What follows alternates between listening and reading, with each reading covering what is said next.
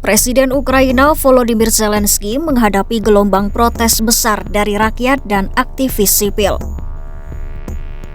Aksi protes itu menjadi protes serius dan demonstrasi terbesar pertama terhadap pemerintahannya sejak invasi besar-besaran Rusia pada 2022.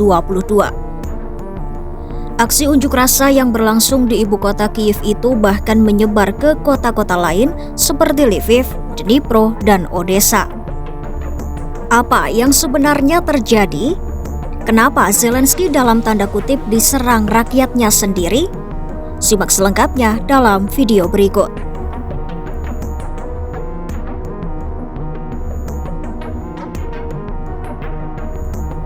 Gelombang protes besar-besaran di Ukraina terjadi usai Presiden Ukraina Volodymyr Zelensky menandatangani undang-undang baru yang dianggap melemahkan lembaga-lembaga pemberantas korupsi di negaranya.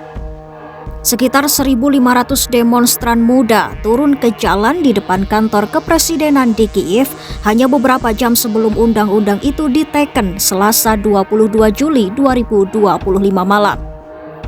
Ya, undang-undang yang diteken Zelensky itu memberi kekuasaan lebih besar kepada Jaksa Agung untuk mengontrol Biro Anti Korupsi Nasional dan Kantor Kejaksaan Anti Korupsi Khusus. Jaksa Agung kini punya wewenang untuk menutup atau memindahkan penyelidikan korupsi, termasuk kasus yang melibatkan pejabat tinggi negara. Undang-undang yang baru disahkan itu pun membuat dua lembaga anti korupsi utama Ukraina itu berada di bawah kendali langsung pemerintah. Banyak warga dan aktivis khawatir hal tersebut membuka celah intervensi politik dan menghambat pemberantasan korupsi. Para demonstran pun membawa poster-poster yang bertuliskan pesan keras. Mereka juga meneriakkan yel-yel. Para aktivis menilai Zelensky telah melanggar semacam kontrak sosial antara rakyat dan pemerintah yang selama ini terjaga di masa perang, yakni rakyat tidak mengkritik pemerintah selama negara masih berjuang mempertahankan diri dari Rusia. Namun, kontrak itu kini dianggap rusak. Banyak yang melihat langkah itu sebagai kemunduran demokrasi dan tanda-tanda munculnya otoritarianisme. Mereka menyoroti kekhawatiran bahwa Jaksa Agung Ruslan Kravchenko yang dikenal dekat dengan Zelensky bisa saja memindahkan atau bahkan menutup kasus-kasus korupsi. Di lain sisi, para pengamat menilai alasan tersebut tidak cukup untuk membenarkan campur tangan pemerintah terhadap lembaga yang seharusnya independen.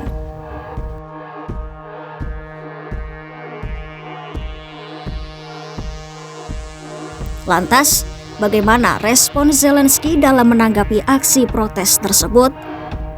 Dalam pembelaannya, Zelensky menyebut undang-undang itu dibutuhkan untuk memperkuat sistem hukum dan menjauhkan pengaruh Rusia dari dalam lembaga-lembaga hukum. Ia menegaskan bahwa reformasi penting agar sistem hukum mampu memberikan rasa keadilan yang nyata. Ia mengatakan langkah itu bertujuan membersihkan sistem anti korupsi dari pengaruh Rusia.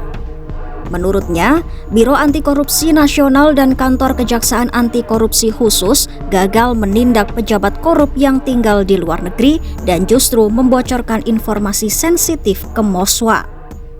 Я запропоную Верховній Раді України законопроект, який буде відповіддю, який забезпечить силу в системі правопорядку і не буде жодного російського впливу чи втручання в діяльність органів правопорядку.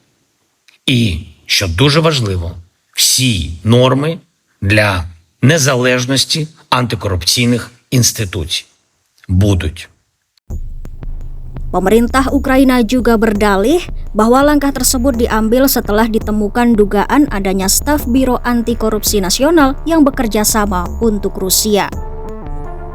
Sehari sebelum undang-undang disahkan, Dinas Keamanan Ukraina melakukan penggeledahan dan penangkapan terhadap beberapa pegawai Biro Anti Korupsi Nasional yang diduga terlibat jaringan mata-mata. Meski begitu, kritik datang dari berbagai pihak, termasuk ex-Menteri Luar Negeri Ukraina Dmytro Kuleba. Kecaman juga datang dari Uni Eropa. Uni Eropa menyatakan keprihatinan. Komisaris Eropa Marta Kos dan Andrius Kubilius menilai langkah itu dapat menghambat proses keanggotaan Ukraina di Uni Eropa.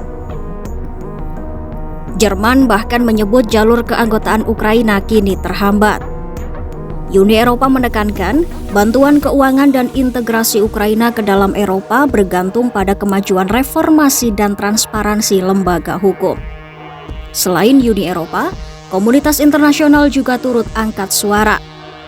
Transparansi Internasional menyebut pengesahan undang-undang tersebut sebagai pukulan terhadap salah satu pencapaian terbesar Ukraina sejak Revolusi Martabat 2014.